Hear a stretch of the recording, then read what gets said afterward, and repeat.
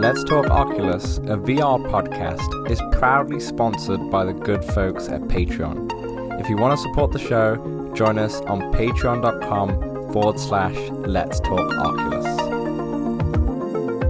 What's up, Oculus nerds? Welcome back to Let's Talk Oculus, episode 215. I'm your host, as always. I'm Dan. I'm joined by my co-host, as always. He is small, he is big. It depends what potion he's drank. It's Samson. How you doing? Dan, 215. That feels like a milestone. And yeah, I'm doing well. I've been drinking little, drinking giant, but most of all, been having a lot of fun in this one. And Dan, 'tis the season to be jolly. Cue up Mariah Carey because Spotify Wrapped is out, Dan. Wow. And how are you? I'm great. Yeah, what an intro. What an intro. I love that. Yeah, you just said 215. It does feel like a bit of a milestone episode. I feel like anything over 200 feels like a milestone episode at this point in time. Anyway, but yeah, it's great to have you. It's great to have everybody. In fact, 14, 15. I think I'm just pulling up episode 15. Sorry. Of our podcast. Which, yeah. History. It was done on September 7th, 2021. It's called Beat Saber Skrillex, Part 2 of Jurassic World, and Star Wars is announced. And TikTok buys Pico. So I put "and" a couple of times. I didn't even put what the podcast episode is. This is very early. And the description says, "Our longest show ever. We're joined by friend of the show, PJ, from the VR Verdict podcast." And we go into everything that I just said, as well as what we've been playing, which is I Expect You to Die 2, Pistol Whip, and Star Trek Bridge Crew as well. What a game. What a game. I got to get back in that one. And shout out to PJ, a good friend of the show. VR Verdict what podcast is no longer, but... he's still on the socials. He's still posting, and yeah. A lot of that content. A lot of that content's probably some evergreen stuff. It's like a lot of dev interviews. Yeah, a lot of dev interviews for sure. So you can definitely still check out the VR Verdict podcast. There's just no future episodes. And an interview with you that is a little outdated. Yeah. This one, yeah. I don't know what episode that was, but it is also on the Playtest VR YouTube channel as well. It's a very early episode, I think. But yeah, they did invite me on the show, which was a really fun experience as well. So we got a great show. We've got the Spotify Wrapped results we post our podcast through Spotify. So we get the different metrics. Now, obviously, I'm assuming these metrics are quite accurate, but I don't know if any of these metrics are just for Spotify, but we'll talk about that in a second. We've also got Walkabout Alice Adventures in Wonderland is what it's called, out this week, which is the newest Walkabout DLC and the last potential DLC. Who's to say? We'll maybe discuss that a little bit later.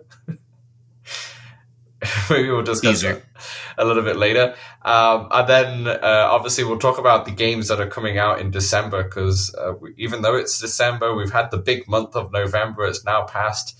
We still have a few big games coming out in December, especially this week. As you're listening to this, Thief VR is the biggest game probably in December that is releasing right now. So a fun little show to cover, and we kind of kickstart our holiday season of podcasts, to be honest. This is kind of the lead up to all of our nice ending kind of shows. The game of the year, Samson, I've got to mention that first.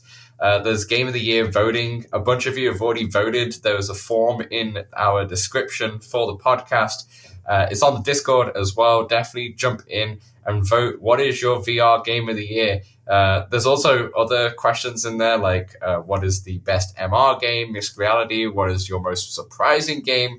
Your hidden gem of 2025, and best Walkabout DLC. And we'll have a separate Walkabout show towards the end of the year to discuss the Walkabout DLCs. But all of the other stuff we will discuss in our Game of the Year podcast that will come out a week before Christmas break for sure. So definitely go in there, vote. You got till December 6th. So from this episode airing, you have till tomorrow at midnight, December 6th, to put your votes in. And if you don't vote, then it's over. And I don't know who it is because I haven't really checked the names, but someone in there has put a lot of 2024 or 2023 games as their most hidden game and surprising game. Awesome. Try your best to think about the games that came out in 2025, although sometimes it's quite hard. Even with the Walkabout DLCs, sometimes it's kind of hard to figure out what actually came out in 2020. It's really in the day and age of the early access game. Yeah. I've also updated the form for the best Walkabout DLC. It has all of the DLCs that came out this year, so that might help a lot of people in there. And maybe some people were holding off until Alice in Wonderland came I was. out. Yeah, for sure. Samson, I do want to talk about, before we get into our standard housekeeping, Spotify Wrapped. Let's unwrap. So we've had the stats. We've had a few people in the Discord message us showing us how we are the number one podcast for them, which is surreal, or in the top 5, top 3 podcasts that they listen to. It's amazing to see. Like, some people are in the 0.5% of listeners. It's wild. Right? It's wild. With all due respect, listening to us talk that much in 1 year, you might be clinically insane.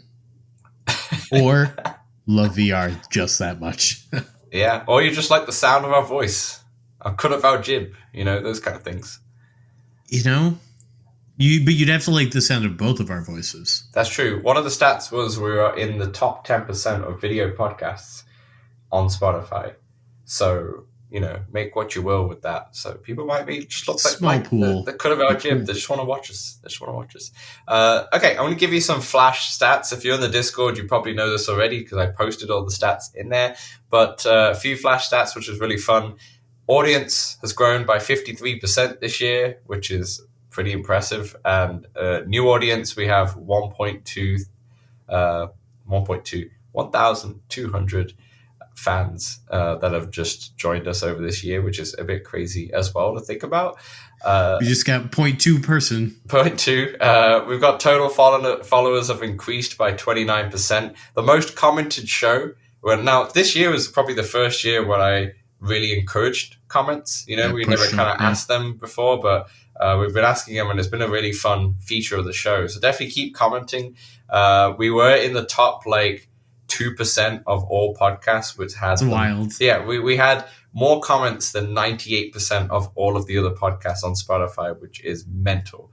And we still only had 52 comments. 52, yeah. So one per week, basically, on average.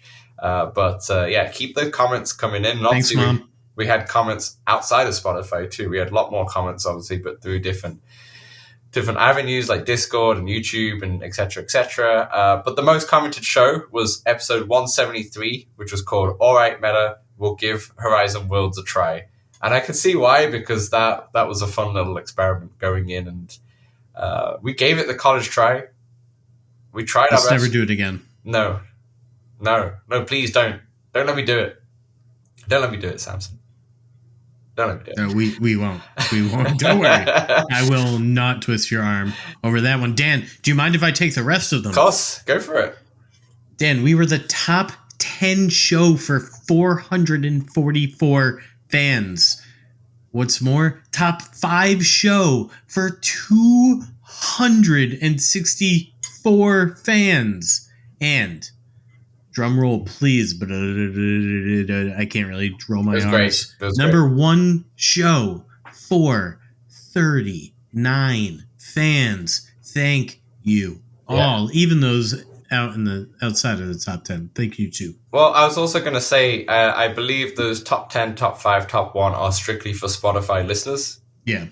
Where, like for myself, I use Apple Podcasts. In fact, most of our listeners are on Apple Podcasts, judging by the stats. And that's why it looks like new audience is 1.2K, but top 10 shows and such are much less than that. And that's because, I think about 600-700 of those are actually on Apple Podcasts, to be honest. And then there's other ones like, is it Pocket Casts and such like that, where a lot of people use, and they're very popular for podcasts as well. So I believe you call them the garbage ones, the trash ones. What would you call them? The rubbish ones. The rubbish ones, yes. You're so British, I forgot. Yeah, this podcast is available on all good platforms and some rubbish ones as well.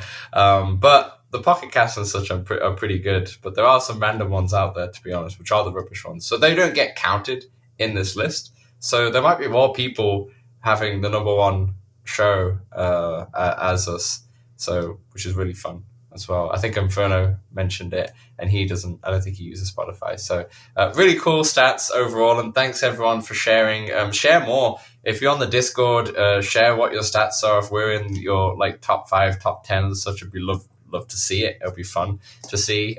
Put it in the Spotify comments as well, or the Discord comments and such. Just let us know. It's always fun to see, and thank you so much for listening for this whole year. It's been amazing, and we will be back for 2026 for more until we eventually stop, which will be at some point. Maybe if I'll die eventually. I always thought, I was thinking about this the other day, I was like, the day we stop at this moment, it will be if I was to have a child. And I was like, okay, I have a newborn. There's no way I can do this. There's no way I can do this. We'll be back for 3 years. I guess Mike will be the permanent fixture if he. No, but then you could just talk about the VR experience as a newborn father. Right, spatial videos and all that. There's people out there going through that. Yeah, but don't worry, my partner is not pregnant, so that won't happen for at least another year, at least. Okay. Samson, some housekeeping. Oh, housekeeping. That was heavily delayed right there. Heavily delayed. Housekeeping, there's a Discord in the description. If you've not known already, you can choose the link and join in for free. Samson, we normally do a lot of stuff in the Discord. A lot of people are always talking and mingling in there, which is always great to see. I've been contributing a lot to the Wordle channel recently. I got in 2. Yeah? I got in 2 yesterday, Samson. I gotta pop in there a little bit more. I popped in like a few weeks ago for the first time in a while. Yeah. But all right. So this you're back, huh? A tour, huh? I got a 2 yesterday. Yeah. Wow. I know. That's pretty good. Phenomenal stuff. Squashy kind of got me into the crossword, and I got this free local thing in the mail, and I had a crossword, like a Thanksgiving crossword. Yeah. I wasn't able to finish it, and then. My partner went ahead and Googled some of the things while I was at work, and I was like, "You Googled this, didn't you?" She's like, "Yeah." I was like, "Well, that defeats the purpose." Yeah. She was like, "You're never gonna get it." I was like, "I was gonna get that one. Yeah. I was gonna get it." It was Hanoi, by the way. I couldn't remember. I was like, "I'm gonna get the city. I know the city in Vietnam." But it wasn't coming to me. But then next thing I knew, it was there. And Anyway, moving right along. Keep ranting on that. But yes, we also have a Walkabout tournament that goes on weekly, thanks to Healing Entree every single week, who puts that together and does these beautiful, beautiful graphics as well every time. Samson, do you want to talk about this a little bit and tell everyone what the next course is for week 3? I'd love to. He really is our healing entree that we eat every week. You like what I did there, Dan? Nice. Because this week, every week, really, but particularly this week, we have an easy mode and a hard mode that we play, a score mode and race mode. Submit your entries to Healing Entree by Monday at midnight Eastern. This week, Dan, we're playing Alice in Wonderland easy mode, and I can't wait because not only are we playing that new course, the hard mode is Seagull Stacks.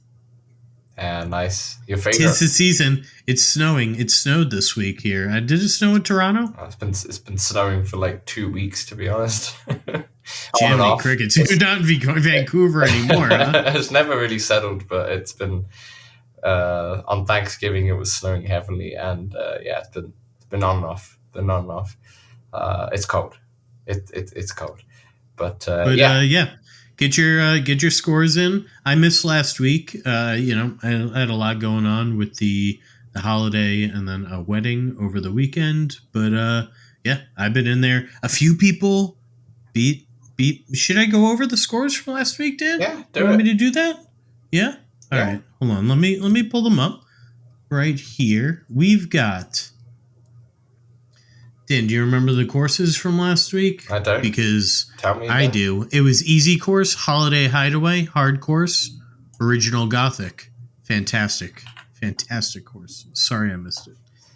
Score mode. We had Baru Monkey in the bronze with -14, personal best. Healing Entree, -16 with the silver, also personal best. And Maestro with -17 took the gold with his personal best. Wow. Everybody set personal best in Holiday Hideaway. I imagine people played last year and then sort of put that one away. That's very true. And race mode, we had Joel with the bronze with 514, Healing Entree with the silver with 358, and Brew Monkey back with the gold with 327. Now, the hard course original Gothic, for those of you with a very short memory, we had top 4 because we had a tie for first. In fourth, Maestro with -8 set a personal best. The silver, Cobalt Dave with -12, also his personal best. Nice. Then tied for the gold, Healing Entree and Baru Monkey with -14, setting their personal bests. Everybody set personal best, and everybody who submitted a score set a personal best. Incredible stuff. Then in race mode for Hideaway, no, not Hideaway, for Original Gothic, we had Leanna, 7 minutes and 6 seconds. Healing Entree with silver, 5 minutes and 50 seconds. And Baru Monkey took the gold, 5 minutes and 8 seconds. Incredible stuff. Keep golfing out there. Incredible. And if you want your name read on the podcast, I guess you got to come in the top 3. But, get out there. Correct. Get out there. Yes, so one last thing, comments. We had one comment last week on Spotify from Anton. This is for LTO 214, which was the episode last week that we talked about games that work really well in small spaces. He says, okay, Darknet Remastered, a classic from Gear VR, a very cool puzzle game that can be played seated. Samson, have you ever heard of Darknet Remastered? No, but I did read this comment, and then I looked it up, and I didn't quite want to buy it yet. So, but I hadn't heard of it really before. So it's actually a big hit from the classic Oculus days. Darknet was actually the first full game to launch on an Oculus headset in 2014. Wow! It won a bunch of awards, like the Oculus VR Jam, which I don't think exists anymore. And yeah, so RIP. It's that, and it won some more awards as well. And it's one of those where people remember this very fondly when they are in the 3 degrees of freedom era with the Gear VR or the Oculus Go or those kind of things, right? But yeah, the developer actually built it, I believe it was last year, in Quest. Oh wow! It was 1 year ago. Yeah, and it's called Darknet Remastered. And it's around 10 USD. Yeah, 10 USD on the screen. And I've not played this game either, to be honest, but it's beloved by a lot of people. It's got only 21 reviews, and all of them are 5-star. And a lot of it's not like bad, like the scammy reviews. It's like people putting in paragraphs in here. So this is one to try out for sure. Maybe we should do a little. What's our themed podcast episodes where we go through the history of revisited of this one. I mean, I don't know. Even though we never visited it in the first place. I don't know how much history this game is going to have, to be honest, to talk about, but we can definitely have a Have you just given it all? It's just, I don't know, but it's a game that I do want to try out, for sure. Yeah. It kind of gives me definitely not not an exact example, but it gave me some Squingle vibes in terms of that one. But it's a very different. It looks like a very different puzzle game, but kind of gives that aesthetic at the very least. And the developer is the developer of Iron Strike as well. Just FYI, you probably know that that VR game that I've heard of. Yeah, exactly. And yeah, it's on Quest. I don't know if it's on any other platform, to be honest with you. But yeah, I don't know. Maybe. I don't know. But it's on Quest. Well, it's not on PlayStation. That's all you need to know, because we're a Quest-centric podcast. Okay, Samson, that was a longer intro to the show. So that's Housekeeping. That's 20 minutes. Hopefully a lot of you listeners are still with us. Let's go in to the Walkabout adventure in Wonderland. I need to stop myself. I'm always going to go Alice in Wonderland because obviously that's the normal name. But Alice's Adventure in Wonderland. Let's talk about the review. Samson, before we get into it, a few of the course details. There's a Wonderland Welcome Island takeover, which is going to be there for a limited time, just like they do with the other different new courses. There are 10 new avatar cosmetics. There's a brand new shrinking and growing mechanic, which is the main mechanic in the course, which we'll talk about in a second. There's a simultaneous release and crossplay with the Pocket Edition for iOS, which is what they've been doing recently. Also, outside of the actual course, there are a few updates, and we kind of discussed this the other day, where with every time they're kind of putting out courses, they're bringing out new features. Slipping things in, exactly. The two things that they've slipped in is Walkabout Friends. You can now be able to add your buddies into Walkabout, and you'll see notifications if they're in there, which is quite nice. I thought for a second Jennifer Aniston was going to be involved. This is obviously great because of crossplay as well. So if you're not on the same system, you still see if there's someone's on PSVR 2 but playing Walkabout in there, if they're your buddy. You can also block players as well. And then the second thing that they introduced is course filters. There are now a bunch of extra filters in there, so you can filter by just show me the courses that have slingshots, just show me the courses that have a mini mode, etc., etc. So you can find those courses without needing to go through each one and check the game modes every single time. In recent updates, though, just to let everybody know, chess is playable on the Welcome Island, Upside Town, and Venice.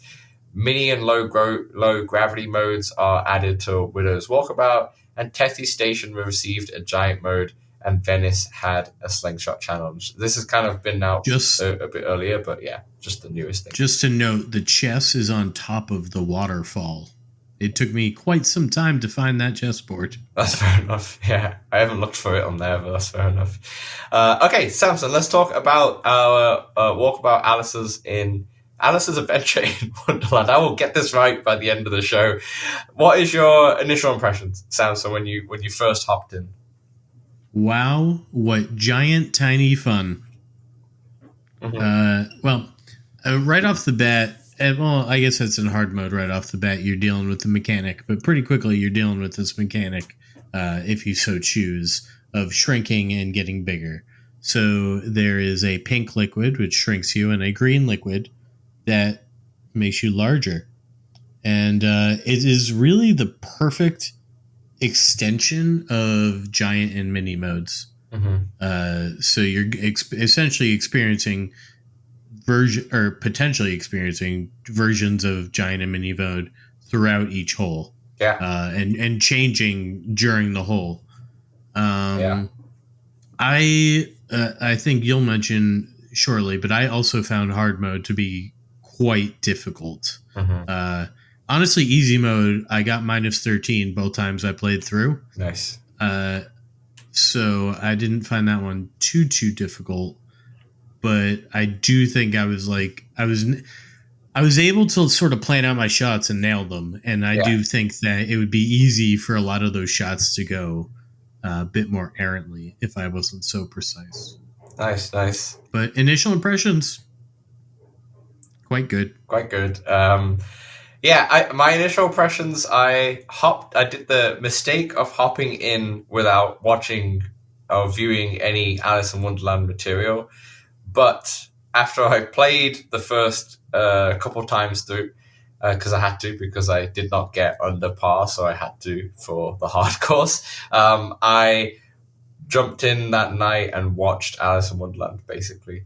The animated one? Yeah, the original one on Disney Plus. I was just going through Disney Plus and I was like, oh, Alice in Wonderland. I guess I should watch this film. So I watched the film. I did flick through a few of it, but it's not a long film. It's like just over 90 22 minutes. There you go. Perfect. Yeah. I just watched the other one, which was an hour and 50 minutes. Yeah. And I quit at about an hour and 20 minutes. Yeah, and fair. I was only thinking, wow, if only I had chosen to watch the other one, I would have made it through the whole movie.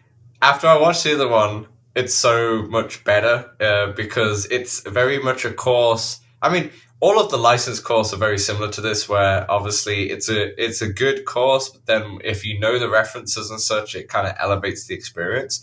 But to be honest, this one and I think Labyrinth are the two that really, really like bode well to that kind of theory, because it's just an older product in general, and the course design is designed in a reason because of the actual movies or the books or the material itself. Yeah. So this one is like, yeah, you should definitely, if you've not, like me, not watched Alice in Wonderland, you should definitely try and do that if you can. But it's not like it's going to deter from your enjoyment. It's just going to elevate it. Necessary. No, it's just going to elevate it. But aside from that, I think the course is well designed. The mechanic of changing sizes offers a whole host of challenges because, like, you know, when you're smaller, the ball, you have to hit the ball harder. When you're taller, you have to hit the ball softer in a way.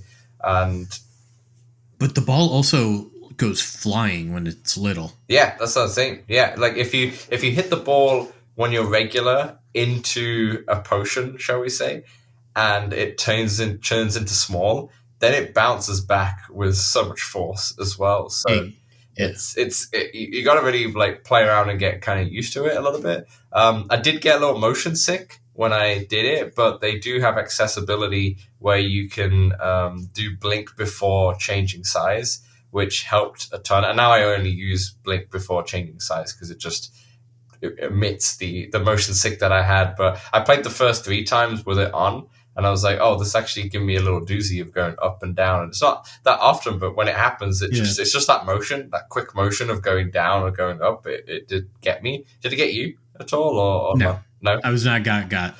Fair. But as soon as I change to blink, it's fine. It's kind of the same when you do teleport. It kind of blinks as you're teleporting.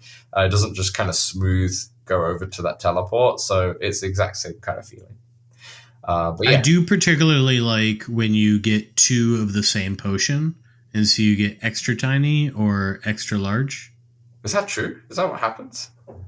Yeah, you get bigger. Okay, I haven't hit it. Like on twice. that hole 18, I think on easy mode is that one? Yeah. Where the hole's kind of behind the ledge, right? Yeah. So if you get both the greens, your ball's like really big. It's really easy to get over the ledge. But you can get over the ledge as I got over at least with one of the greens. Okay, we got to talk about 18. I accidentally got both of the greens today, and I was like, oh, it got huge. Yeah. We got to talk about 18 because 18 is my enemy. So I played this 18 with an attitude. Initially, I played this like 5 times, and I couldn't get better than -5 on easy. But I did play just before the show started, just to like refresh my memory, and I did also get -13, like you, Samson. So maybe it's just on the day, or like you get used to some of the mechanics and such. But initial impressions aside, I thought it was a fun time, and I really enjoyed the references as I was going through. It took me back to when we played Labyrinth, to be honest. Yeah, you like Labyrinth. You see a lot of the characters you'd see throughout the movie. I guess I don't need to spoil them. I think Labyrinth is a really good like parallel to this. The rabbit. It feels like Wallace and Gromit and Elvis and all these other licensed courses feel Meow Wolf feel very different to this. This is more like, if you liked Labyrinth, you would like this course because it's kind of got that same kind of style. It's kind of the same era, shall we say, in a way, give or take. But it's it's definitely like an olden book and all that stuff. So it definitely feels kind of similar in terms of that respect, but in a good way, in a positive sense. So let's go break down a few of these different features in here so we can talk about it with a bit more depth, and then we'll give our overall thoughts. So Samson. Oh wait, Dan. Oh, before I do, just want one more thing about the course design is in hard mode. The whole thing's in like black and white, and then as you're moving, you're sort of adding color into it, and that was awesome. So that's what I was going to talk about next, the course design, I should say. Perfect. I thought we had already started that one. Yeah, just like you said, in hard mode, the mechanic is in black and white, but as you move, it colors the whole world, but the stuff behind you is still in black and white. Like every time you proceed, it's like a little area turns color, but if you look back or such, there is in black and white, which is really cool. Going back onto the easy mode first, though, Samson, in terms of like the course design, in terms of the actual holes itself, I know we'll go over favorite holes itself, but in a moment. But was there a lot of like holes that you enjoyed, or was there a lot of holes that kind of frustrated you, or what do you think about the overall kind of design of the holes? So going into each hole, there was only one hole that gave me pause where I was like, oh, I don't want to mess this one up, I don't think. And that was the nest one. And honestly, it never really went too south for me. Yeah. I think I had to like hit it twice, or that was about it each time at the worst. Yeah. But all the other ones I had just had a lot of fun in. Yeah. There's one later on that's, I think it's got the paint can. That's a little basic, but I like the paint can, and that one's going to look a lot cooler with a lot more people. So. Oh, for sure. Yeah, for sure. No, I think the actual course design, especially with let's just say the hole design first, is actually pretty fair. Like it's not like difficult in that sense or so. It's more like what you're playing on. So like one of the holes is that you're putting through the house, the rabbit's house, for example. The one, if you know Alice in Wonderland, where Alice has her like arms inside the actual house itself, or outside the house, shall we say. You're putting through that, and the course design, the hole is like really cool, but it becomes a little challenging because there's different elements in there. You think of something like Kyoto Valley, where you've got one of the early holes in Kyoto Valley is that you have to put through like a barn or so, and there's so many like living room stuff that is just on the floor and such, and which is really unpredictable with like how they bounce and such. So that's where it gets a little bit more on the difficult side at times. I do really like the holes where you can choose whether or not you want to drink the drink. Yeah. Right. So you can kind of look ahead, see if it's a big hole or a little hole. Because sometimes if you're shooting on like the giant, did you notice that there were 3 different sizes of holes? Yeah. Depending on which one. So the big hole is for the giant when you drink 2, and then your ball like just fits in that one. Yeah. But you can hit your tiny ball into that one, and it's like, ooh, this is like like an ocean I can hit it into. It's such a cool, like unique way to take a. Yeah. Did you ever? So obviously, if it's a giant hole, it doesn't matter what size ball you hit, and it's going to be fine.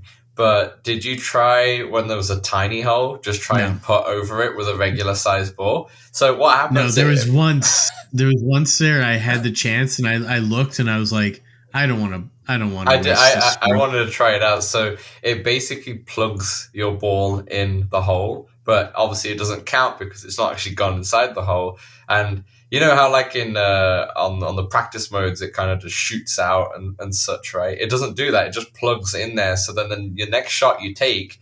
Is it an awkward hit? It's an awkward hit, yeah, because it's plugged in. It just pops out in a random kind of area, and it's just like, you don't want to do that, to be honest, but it's kind of fun. You just want to tap it out, and then... Yeah, it's kind of fun to see that. But in terms of the actual like course design, in terms of the elements, it's a really cool looking course. Like, once again, it gives me Labyrinth vibes, because Labyrinth had a lot of characters, a lot of elements, a lot of polygons and such. And I believe this one has like the most now that they have. They keep kind of topping that. There are a lot of them, yeah. But they do have a lot of those the characters that you see in the movie. most of what I saw in the movie was there, to be honest. And they're all kind of interacting. Some of them are laughing. Some of them are they're just kind of like making some interesting noises, to be honest, and such. But they're all they all have sounds, you know. You also got is it the Jabberwock, if I'm correct? It's the big kind of monster that's in the yes. Yeah. That kind of looks at you and then screams or roars or screams at you as well. I got jump scared. Yeah, exactly. So yeah, you've got a lot of elements, a lot of characters in here, and it's really fun to just kind of travel through this world. What I really love, and we can kind of pivot to the hard mode now, is that I love how the easy mode is like it's a good course. It's okay. It's a pretty decent course, you know. But the hard mode, I feel like, to me, the hard mode is where this course shines. Like, this is where they get more creative with the big and small elements with the potions that you can kind of jump into. I feel like the actual holes get a little bit more complex, obviously it being harder, but it bodes well with the mechanics. What do you think? I do think hard mode's the first time where you actually have to go, like, even that first hole in hard mode, I think you start big and you have to shrink twice before going under, because you've got to go under. Yeah, you got to go underneath a thing. And that I was just like, wow, they're really just starting off with this. And I tried to, if you hit it too fast through the drink, your ball doesn't shrink in time to go under, so you'll still just bounce off. I was like, oh, so you have to time it well too. I really liked the hard mode particularly. The easy mode is great, and it's a great intro to how the mechanics work and how they feel. But yeah, hard mode just ties it all together in this beautiful knot. Yeah, I think like a sailor's knot, like one of those. You're like, how did you even do that knot? Yeah, there's some courses on Walkabout where the hard is a better course or the more enjoyable course than the easy, and vice versa. To be honest, sometimes the hard is like really hard, and you're like, actually, the easy one is the better one here. But this one, I do firmly believe that the hard is where it's all where all the mechanics kind of come together, where everything comes together and it shines. And because the mechanic can be quite tricky if you overdid it a little bit in the easy, so they try. Even I still found it a little bit difficult, even with the easy holes. That just might be me as a player, to be honest. But the hard mode is where they can kind of stretch. And the hard mode, I don't think I've got better than like a +7 or +8, to be honest. But I still have a lot of fun in that one. I was plus. Yeah, I still have a lot of fun. Favorite holes with a U? Let's talk about it. Samson, I like 17 a lot. I love I love what they did with 17. So 17, especially, I guess in the hard mode, actually, I think the easy mode 17 is better than the hard mode, because in the easy mode 17. The hole is right next to you. There's nothing blocking you from putting it in the hole, but the hole's tiny. So what you need to do is it's a very simple hole. It's just a really long hole, like it's just a straight long hole. But the hole is right next to you when you start. But you have to go all the way to the other side of the course and come all the way back. And it's kind of fun because you want to try and whack it so then it comes back at you. But when you whack it, the ball will shrink to small and will go even faster. So the amount of times that it's just smacked both walls and gone back to the furthest end of that course. Both walls? Yeah, I've tried to smack it and it goes bang bang and then back over to the other one. So maybe my way of attacking was because I saw that you had to hit the drink, so I just tried to pace it so it just hit the drink. Yeah, so you can and then I'd come back. Yeah, I didn't try to because the wall to bounce it is pretty. It's pretty far. Yeah, but then the force of it it's a tough one to kind of master. But I just love the design of it, of how it's such a simple hole. But the fact is, because of the mechanic, the hole's right next to you. I think it's a really cool. The mechanic is the challenge. Yeah. So that's one of mine. Do you want to throw one into there? I'd love to. And I already sort of talked about hole 1, so I'm going to skip that one, Dan. I'm going to talk about hole 7. It's one where you start at sort of the top of a hill, and you have a small and a large drink option that you can pick as you go down the hill. Yeah. And then I think it was on the hard mode, had a like a hole that you could hit that would then kind of lead you right Hole in either one into kind of or thing. right next to it. Yeah. But you could only hit it if you were medium or small. Yeah. And so I was like, oh, I want to try to hit that. So I'm going to try and hit the pink drink to be small, and then I'll just go in that, and it'll be nice. Mm-hmm. And I hit the pink drink, and then I got tiny, and then I hit the green drink, and I got normal. And I was like, well, at least I can still hit it. Yeah. Fair. I've actually only gone giant on that one, and I've just accepted that I'm not going to hit it, to be honest. But yeah, that's definitely a good one. The other one I like is hole 12, which is on the dinner table. I think the fun. That's my favorite. It's like we've had a couple of dinner table kind of holes in different courses. Like we've got a Jules Verne one with the one with it's around the world, not the around the world. 20,000 League. Yeah, that's the one where you're kind of the dinner table is broken and you're kind of going around that. You have Widow's Walkabout, which has a dinner table one, but you're kind of shooting on the side. There's another one I can't really think of, but I'm pretty sure there's another one. But yeah, we have another dinner table one where you are on top of the dinner table and you have to shrink down to the size of the table. But on hard mode, you have to stay tall for the whole thing, which is really fun. So I like the contrast, what they've done there. But why do you like 12 so much? Yeah, I just love how much is going on. Mm-hmm. And in the easy mode, it's fun to get like nice and tiny, and you're like in it. It's tough because because you're small or because you're really giant, sometimes you can't see over the like elements, so sometimes your ball feels like it's all angles. Yeah, it's kind of blocked at times, but that adds to the challenge. Now I kind of want like we should do, we do courses in the healing entree. We could do like a top all best dinner table holes. So you get like the 5 dinner table holes or however many they are. Yeah. I like it. That was a really good one. Nice. Other ones, the paint hole.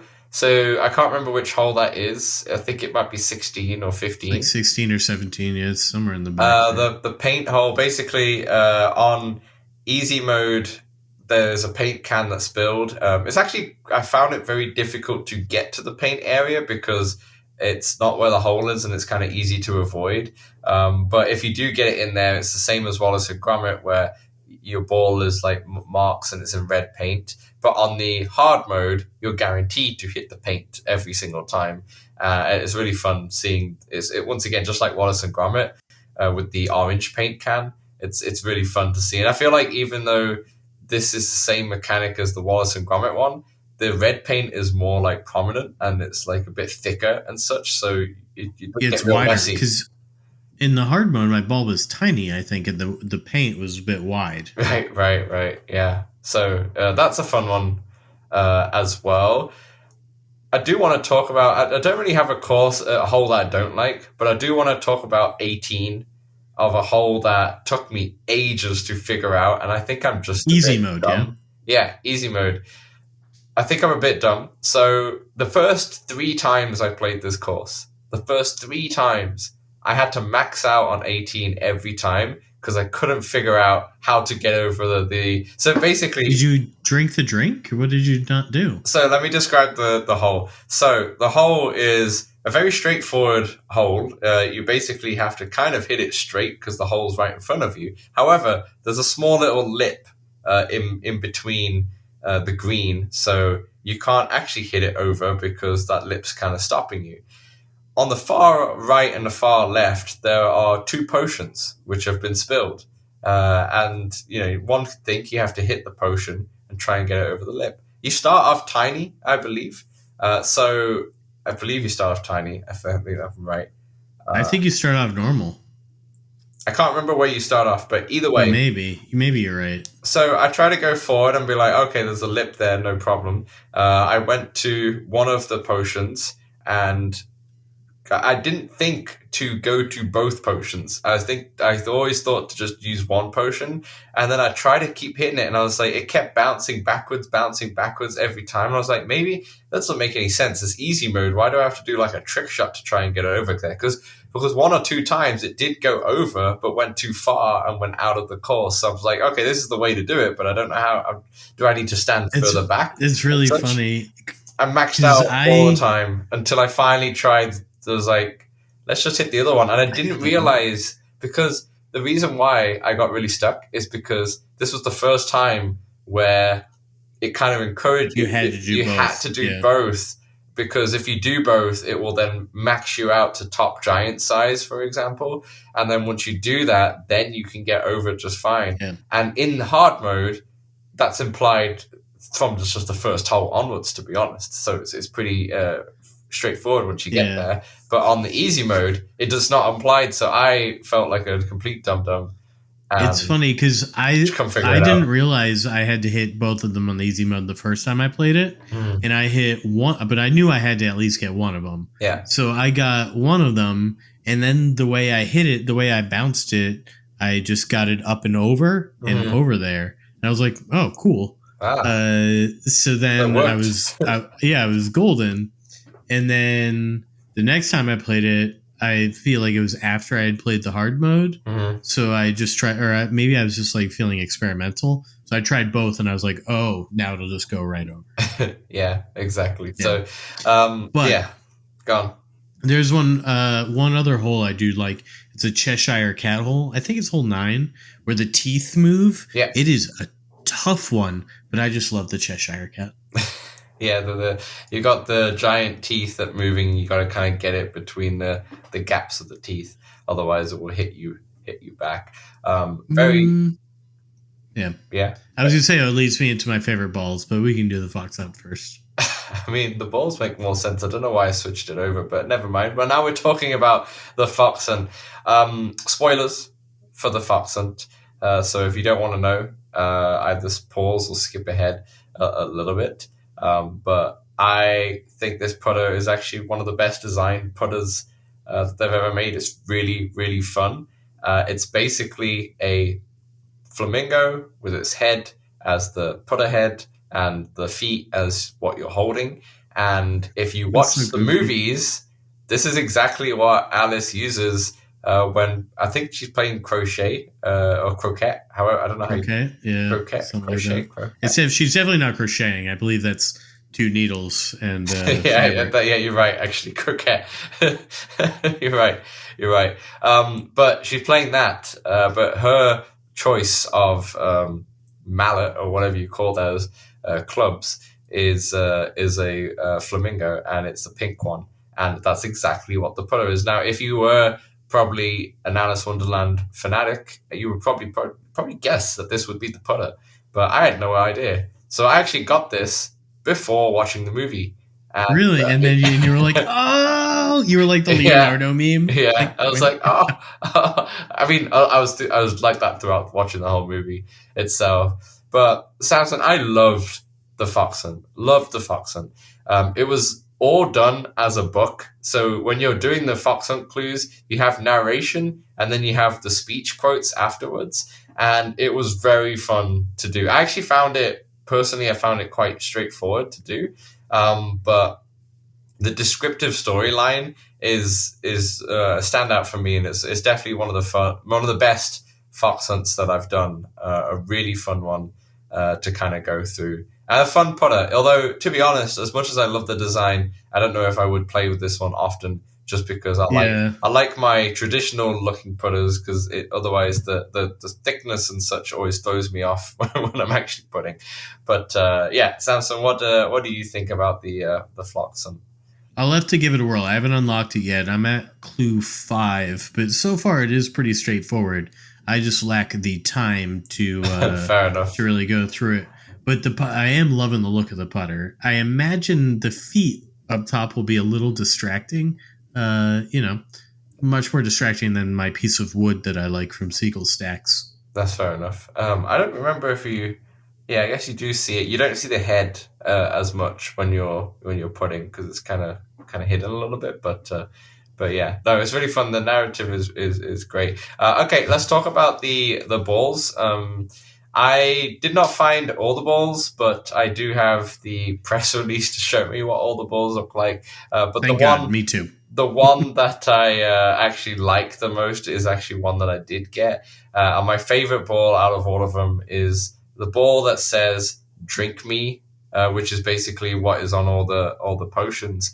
And the reason why I love it is because it's just a standard ball, and the "Drink Me" font kind of feels like it's straight out of a horror movie. And I find it kind of funny. This is like the kids movie, and it definitely has some some scary themes in this Alice in Wonderland with these old Disney films. Don't get me wrong, it's trippy, but I just love the fact that it looks like this is probably from one of the horror Walkabout ones, but it's not. It's from Alice's Adventures in Wonderland. So that's my favorite one. What about you? The Cheshire Cat mouth ball. It's basically a black ball with a mouth on it. Yeah, I think it looks pretty cool, and I do like the pencil drawing of Alice. That ball, not really to use, but it's a good art piece. Yeah. I agree for sure.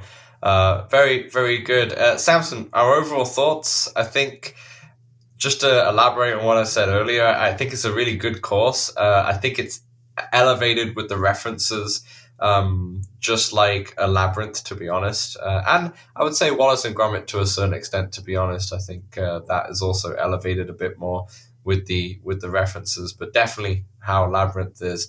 So I think the fans of or childhood fans of Alice in Wonderland are really going to love it and really going to love its charm. But for anyone who hasn't or doesn't really have any affinity, that's okay too. It's actually a really fun, unique course. The mechanic is fun. The putter and the Foxhunt's really good, which I mentioned. The hard mode is where the course really shines, though. This is actually, I think, one of the best hard modes this year, and we will talk about this at the end of the year of ranking our courses or the Walkabout courses for 2025. But in terms of hard modes, this is definitely right up there without even thinking too much of it. And it's been a really strong year overall, to be honest. We started from Elvis at the very beginning, and we end up with Alice in Wonderland. Elvis was this year? Alice's Adventures in Wonderland. Yes. Yeah, we started with Elvis. Wow. Dan, time. Where does it go? It feels like a decade ago, I swear. Yeah, tell me about it. But yeah, you don't need... I'm not somebody who's, up on his Alice in Wonderland.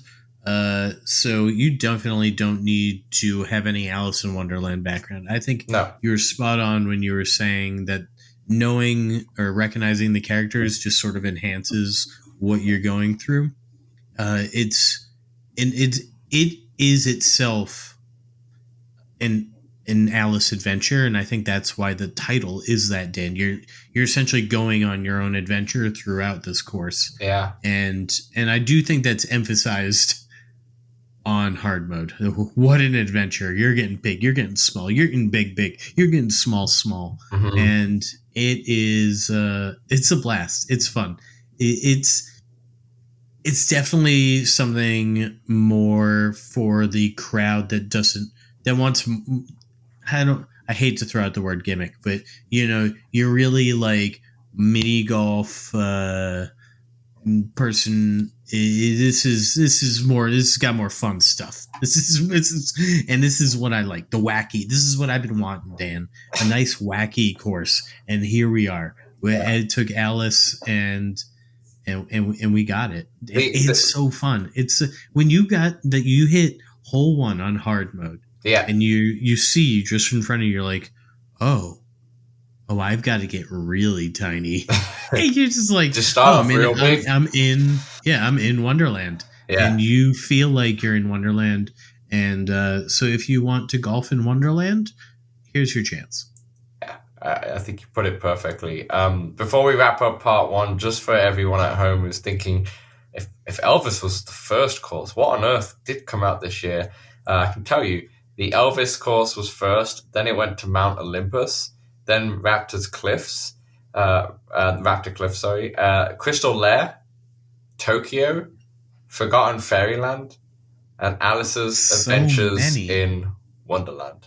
And Damn, Samson, that back end. Samson, on the 2025 list that they had, the roadmap, technically there might be another course, unless it was like a typo In or January, something. Dan, just like Elvis. Yeah, that's true. Was the roadmap till January? No, the roadmap wasn't till January. The roadmap... Yeah, it was through... The roadmap, I looked at the roadmap yesterday, and it said another course, and then it said January 2026. You might have to pull that up. But it's the end of January. Oh, I see. Oh, okay. That makes sense. That makes more sense. Anyway, that'll do for part one. Let us know your thoughts for Walkabout, of course. And at the end of this month, we will have our Walkabout in review episode as always. But that will do for part one. And part two, we'll talk about the games that are out this week, or games that are out this month, rather, is in December, and anything that we've been playing, if we have at all. So we'll see you in part two. Hey, we know public lobbies in VR games can be a bit toxic, feel a bit empty at times. That's why we created the Let's Talk Oculus Discord, a friendly community that you can join for multiplayer meetups, general VR chat, the game, and chat about VR, fitness motivation, and there's even a very impressive 3D printing channel. Join over 100 of our community members in the Let's Talk Oculus Discord for free. The link is right in the description. All right, welcome back to part two, where we've been talking about Walkabout Mini Golf's Alice's Adventures in Wonderland. There you go. It doesn't help that all throughout the script I've put Alice in Wonderland, so it always makes me have to think. Samson, let's talk about... there's not much VR news, but I do want to quickly mention Walkabout.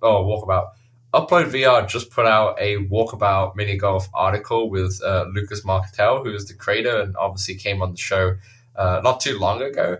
And it's a really in-depth interview, and I haven't actually had a chance to read it just yet because it literally just came out just before we went live here. However, breaking news. There is a screenshot where as soon as you open it with a plushie of Mighty Coconut. And it looks phenomenal, and I really want it. And I went onto the Walkabout store, and I could not find it at all. So for those Mighty Coconuts listening to this episode, because I know you listen, how do we get this plushie? I will pay you money. I would like this plushie because it's so damn cute. It's so damn I'd like that. Okay, let's talk about the games in December. So let's look ahead. The games out this week are Deadly Delivery, which is the co-op game that is kind of like it's not Phasmophobia, but it's that kind of game, if you know what I mean. Lethal Company kind of, right? Where you're going to you got to go make a delivery in a deep, dark cave, and goofy things can happen to you and your friends as you're trying to make this delivery. I've been looking forward to this one. It's physics-based I believe I pre-ordered it. Yeah, it's only $10 if you pre-order. I think 12 or 13 if you don't. No, it was I think 9 if you pre-order and 10 full. You and your Canadian monies. I'm trying to figure out. Yeah, I look at the Canadian. I'm trying to do a quick conversion. But yeah, this looks pretty good. Phasmophobia is I've played it once. At a friend's house, and I didn't have a clue what I was doing, but it was really fun just to kind of mess around with someone else in there. But you should get it flat on your PS5. That's what I was playing. I was playing it flat on PS5. To be fair, I don't know if I could play that game not flat, to be honest. But multiplayer. This seems like in a way the same kind of genre of game, if you know what I mean. But maybe not as scary, but it's still like kind of horror physics is what it says. So this could be the one.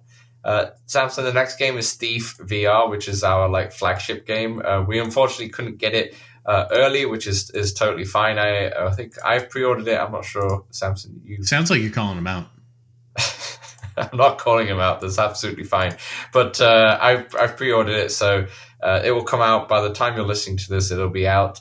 It's obviously the flagship game coming out in December. So next week we will have a little bit of a, probably not review. I don't think I'll have time to finish this game or get close to finishing it, but I'll have a first impression. Get some impressions. At the very least. So that's coming out. Men in Black, Most Wanted, Samson, is also out this week. And this game is from the people who did Jurassic World Aftermath.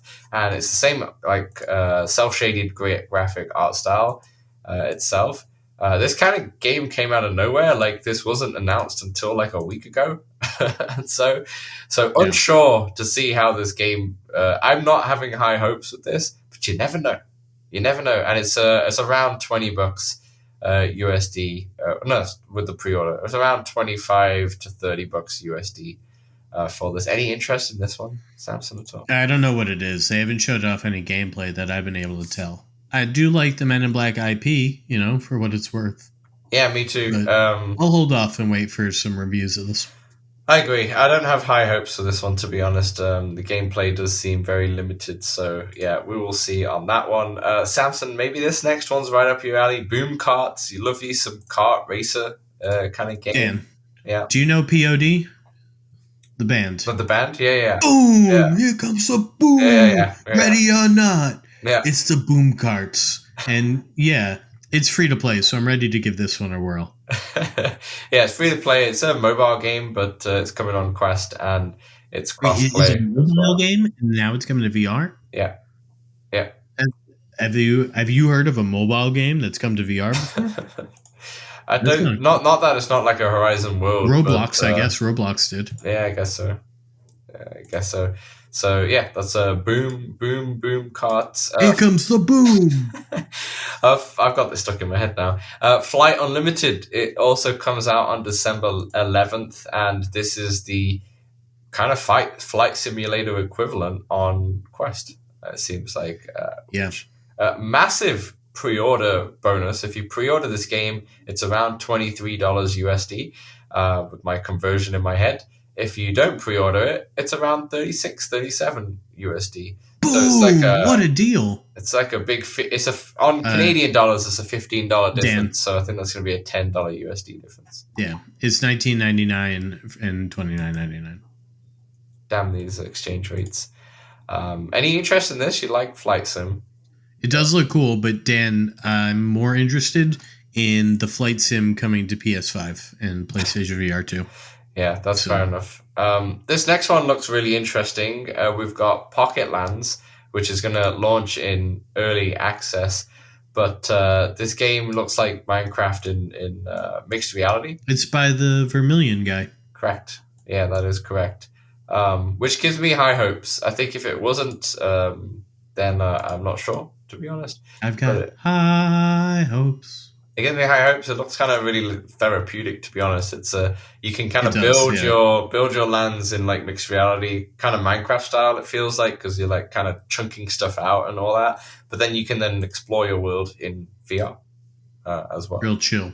It looks like a real chill. There's a day and night cycle. There's like it seems like a therapeutic game, and there is a multiplayer as well. If you want to. Wait, there's more. That was it, Samson. Yeah, okay, never mind. But wait, there's no more. That comes out on December 11th, as well as Tin Hearts Act 1, which is a puzzle narrative kind of Christmas game. It's like a Lemmings type of puzzle game. It does, yeah, it does. The art style is actually kind of beautiful. You have these little tin soldiers, which are like those toys that you would twist to the back of, and then they will go. Essentially, you twist the motor. Although I remember, can you remember that cookie game that came out like 2 years ago or so around this time? I remember Mike playing it, but I don't remember its name or anything else about it. Yeah, I remember playing that around Christmas time. It came out at Christmas time. This gives me straight out of those vibes, and that game was like just a very much okay. But who's to say? You never know. And plus, Samson, it's only $5. Wow. Well, it is just Act 1. It is. How many acts are there, you think? It depends on how the first one does, I guess. Next game, which also comes out December 11th, VR Giants. Yeah, we are. This is one that you mentioned before, right? I played through most of this one with Amelia, though we were playing on Steam. And this one, I think you can play the platformer section in VR and it plays like Max Mustard would. Yeah. I think so. I can't guarantee It looks that like yet. it. Is looks it? like Yeah. Yeah, it looks like it. Yeah, this is a pretty fun little co-op puzzler. One person is a giant. You're locked in one space, and the other person's a little platformer person, and the giant has to work together with the little platformer person to collect things and hit bells, from my memory. I love it. I love the idea of this game because it's one of the very rare like co-op games that you could play with someone in flat screen and someone in actual like VR as well, which is really cool. So yeah, I'm more for these type of games. There's not enough co-op games like this in VR, so I love that this is a thing, and this is coming out December 11th as well. And then Samson got pushed. We talked about it last month, but Salmon Man, which is like that super extreme hardcore VR platformer when you're on a kayak, essentially. That is actually not coming out in December anymore. My apologies. I just had to check, and it got pushed to January, so that's not even coming. So ignore that. Final one. Bye, Salmon Man. Final one actually just got announced is Ninja Warrior VR, which could be a little hidden gem to close out the year, coming out on December 18th. It's got like a cartoony graphics and such, but if you've ever heard of Ninja Warrior, there's always like these crazy stages that you have to kind of traverse and such. But you're essentially doing that in VR. And I'm not gonna lie, Samson, this looks actually kind of fun. Dan, yeah. How are you with the gorilla tag movement? Shite. Pretty bad. I don't think you'll be able to complete any of these. You're telling me I'm not a Ninja Warrior in real life nor VR? Well, in real life, you're probably more likely a Ninja Warrior in real life than you are in gorilla tag movement in VR. Fair enough. Yeah, fair enough. That's totally fair. So yeah, that's the other one. But Dan, I think it could be a hidden gem, to be honest. You got a top 3 here out of all these? Outside of Thief, because we're both trying that one. Thief VR is the only one I could really say, and I know you just said outside of it, but I'm curious to see so you already broke the rules. I'm curious to see how Men in Black does. I'm hoping VR Giants does well, but I think my number one pick outside of Thief is, and I like the idea of Deadly Delivery, but let's be honest, I'm not really going to play that often. So it's cheap enough, Dan, where you play that once or twice, you get your money's worth, I think. It's Ninja Warrior VR. That's going to be my number one pick, excluding Thief VR. Wow. You can play VR Giants with your partner. I could. You've got 2 quests back there. I could, but I could be a Ninja Warrior at the same time. We'll soon learn that you are not, and then maybe you'll move on to something else. I'm already a VR Giant in real life, so yeah. I'm not a Ninja Warrior, and I could do that if I'm a Ninja Warrior VR. So yeah, I'm saying that one. What about you? Well, Deadly Delivery for me. I've been talking about this one for a bit. I'm at least a small percentage interested in trying boom carts because it's a free kart racer, so maybe I can get some friends into that, and then it's already been worth it. I do like the Flight Unlimited idea, but I've got the other flight sim. So it's Deadly Delivery, it's boom carts, and I've already played through VR Giants, but I'm going to throw it on there just to shout them out. Yeah, why not? Beautiful. That's the games coming out in December. And to be honest, instead of doing our standard what are coming out this week, games out this week that we tend to do, as we've just gone through them, Deadly Delivery, Thief VR, and Men in Black Most Wanted are the 3 games that are coming out this week. But we will talk about Thief VR next week once we have some time to play I'll read the blurbs later. Yeah, exactly. Samson, any games that you wanted to mention that you played this week? Because I haven't played anything apart from Walkabout. I've actually had a really nice, calm weekend, but I've not really been on many screens, and that includes VR. But what about yourself? Are you playing anything that you wanted to speak about? I've gotten a good amount of gaming and a little bit of VR in that. I've gotten back into Luminous when I need to just like chill out and I need to just sort of zone and get out of the space a little bit. I've been just hopping into Luminous and I'm getting better, Dan. I started playing on Medium. Yeah. And I went through a whole like section of the, you know how in Tetris Effect there's like a section, it's like multiple little levels, if you will, like so it's similar to that. Mhm. And I made it through a whole section without a game over, which Yeah. I was getting game overs even in easy before. So I'm getting there, Dan. I'm really liking Getting it better. even more now that I like understand how it works. Yeah, you're getting better at the game. Nice. And then I got into a little bit of Pools VR, but not really enough to talk too much about, but hopefully get into that. Pools VR is sort of one of those like back rooms, like what do you call them? Like space, the subliminal spaces. Sure. Is that it? I don't know. I could tell you. I could not tell you. I have no idea. But yeah, Maybe, that's about it. Not much quest, as you can tell. But Dan, you know, going into a little bit of flat stuff, been playing some little bit of old Katamari and some Crash Bash. Oh, Crash Bash. That's like one of my favorite games on PS1. Well, because when you come over for PAX, Dan, I want to have all the levels unlocked. Yeah. So, and I don't want to just cheat. I don't want to just download I know I can go online and download a 200% save file and put it on my PS3. Yeah. No, I'm getting these levels legit for you. Yeah, that's totally fair. And I think my favorite Crash Bash one was the one where you're in little bumper carts and there's a ball in the middle and there's like four like people. Pong kind of. Yeah. It's like kind of Pong / soccer in a way because you have to score through the goals. Fun time. Fun. I started playing through it alone, and then I was like, "This is boring," and you can play through the adventure with co-op. Yeah. So I wrote my partner into it. Beauty. Any other games that you want to mention?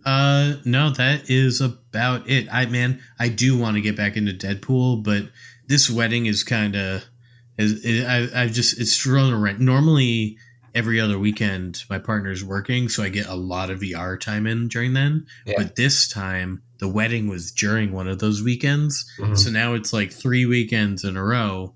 I don't have her working, and my backlog's backlogging. Yeah, fair enough. I mean, Christmas is coming up soon. You'll have some extra time, hopefully, and we can definitely play that. There's one other thing that I actually forgot to mention in the VR news segment that I just want to put on people's radar if they haven't seen it already.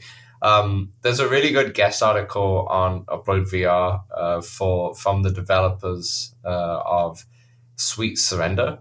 In fact, the founder of the actual game studio who launched Sweet Surrender. And it's a really, really good article which basically tells you about how their launch on PSVR 2 failed and what they learned from it and what were like the issues that caused it and what went really well, what went really bad, and in terms of like the content creators that kind of got involved as well and such, and kind of giving you all the details and all the stuff behind the curtain to understand the effort and all the hustle that the indie devs have to do to try and get their game selling in VR. A lot to consider. There's a lot to consider, and even if you're not a developer, it's a really interesting read, and I would highly recommend it. If you're just a VR fan, I think we spoke about it a little bit in the Discord. I remember people talking or added a few things in there, but if you haven't watched it or haven't read it, sorry, we get to the right medium. Read it. I haven't read the article yet. Definitely do so. It's actually quite excellent to just see what happens behind the curtain when it comes to these games. But Samson, that will do for our part 2 and part 3. We will read these descriptions out for the games out this week and we'll wrap up the show. So we'll see you in part 3. Let's Talk Oculus is available on all good podcast platforms and some rubbish ones as well. If you want to see the video version, it's available on YouTube and Spotify. And also, if you love us so much, then consider throwing us $1 at patreon.com/Let's Talk Oculus. Back to the show. All right, welcome back to part 3, where we've talked about Walkabout Mini Golf's Alice's adventures in Wonderland. I think we nailed it there. Yeah, we did. But Samson, let's wrap up the show. You already know what games are out this week, but it's always fun to read out the description. So Samson, I'll let you start here because the game that you're most interested in here. What is the first game? Deadly Delivery comes to us on December 4th. Your shift starts now. Good luck. In Deadly Delivery, you and your fellow delivery goblins are tasked with delivering parcels into pitch black mines full of things. Armed with questionable equipment, you'll sneak, sprint, and scream your way through procedurally generated tunnels. Team up with up to 3 other players in online co-op, coordinate, deliver, and survive. Or watch your coworkers get picked off one by one. Built for VR with a physics-based world, spatial audio, and proximity voice chat, haul a variety of parcels, climb on other players, or give them a slap of encouragement. Go get 'em, champ. Go get him. Go get him. Next game, Thief VR. The city is a place of shadows, ruled by the powerful, feared by the oppressed. Its rooftops form a labyrinth above a narrow, twisting streets. The city watch prowls relentlessly, enforcing the iron that will baron.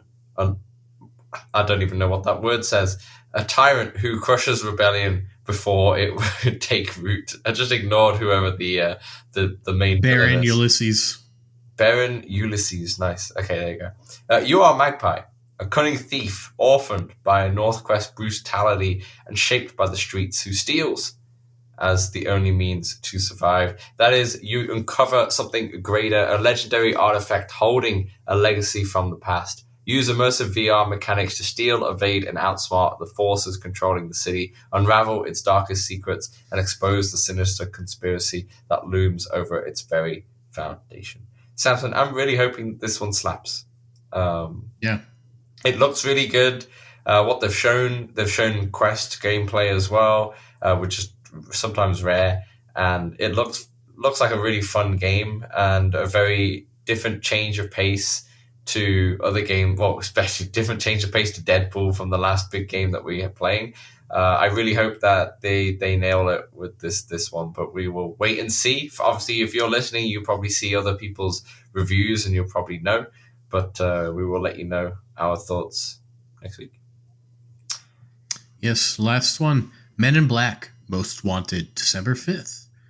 Dan, let me take you back to New York, 1995. You're not born. You are Agent... I was born. 94. You are Agent 1 of the Men in Black, a race of shape-shifting aliens infiltrated every corner of the city, wiped your memory, and made an attempt on your life. Frankly, it's embarrassing. Partnered with the enigmatic Agent L, you're charged with repelling this new threat while confronting the most dangerous aliens on the planet. Men in Black's Most Wanted. Dun, dun, dun. Wheel. You gotta do Siren or something. Yeah, sure. I used to love the first Men in Black. Good film. Good film. All right. I think the second one's good too. Second one's good too. My memory. Yeah. Second one's good too. But yeah, that'll do for this show. Next week we'll talk a lot about Thief. But remember to get your Game of the Year picks in. Get those responses in by Saturday, December 6th at midnight. Purely because we're going to record that show on Sunday. So you have until Saturday to kind of figure it out. But yeah, that is everything. Thanks everyone for listening. Thanks everyone for watching and supporting us all year as well. I've been Dan. Oh, I'm Sam. Oh, I just want to say happy Friday, TP. I hear he listens on Friday. Beautiful. We'll see you next week. Take care.